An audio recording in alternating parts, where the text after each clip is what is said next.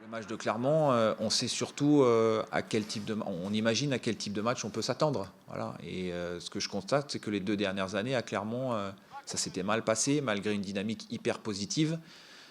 Et que donc le challenge de demain, le défi à relever pour les joueurs, ça sera justement de trouver des réponses qui n'ont pas été trouvées les 2 dernières années là-bas, dans ce contexte-là, face à une équipe généreuse, engagée, dynamique, qui à domicile arrive à faire des très très bons résultats, portée aussi par un public chaud qui est derrière son équipe. Donc voilà, ça c'est le contexte, ça c'est l'enjeu.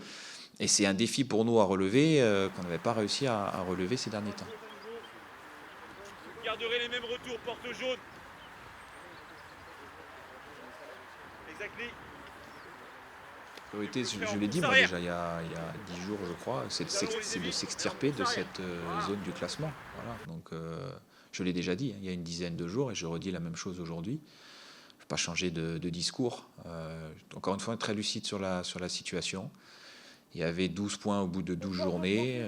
Là, sur les 4 dernières journées, on a pris 4 points. Donc voilà, le rythme moyen, il est pour l'instant d'1 point par match. Et quand tu prends 1 point par match au bout de 16 journées, bah, tu es dans la partie de tableau dans laquelle on est. Donc il faut avoir la lucidité de dire oui, qu'on doit s'extirper de cette partie du classement et que ça doit être notre objectif prioritaire.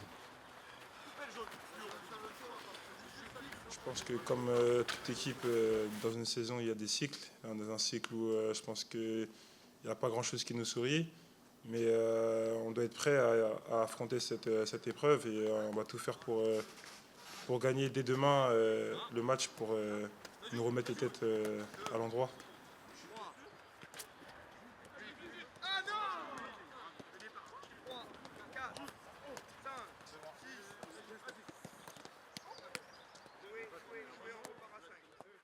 Comme le coach le dit souvent lors des causeries, il faut être pragmatique. Donc il faut savoir là où on est actuellement. Mais il faut savoir que comme Marseille l'a fait en 2-3 matchs, que si on fait une série, je pense qu'on peut revenir en première partie de tableau. Pardon.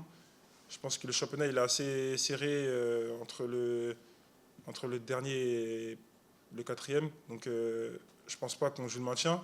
Mais il faut quand même se mettre les bonnes idées à l'endroit.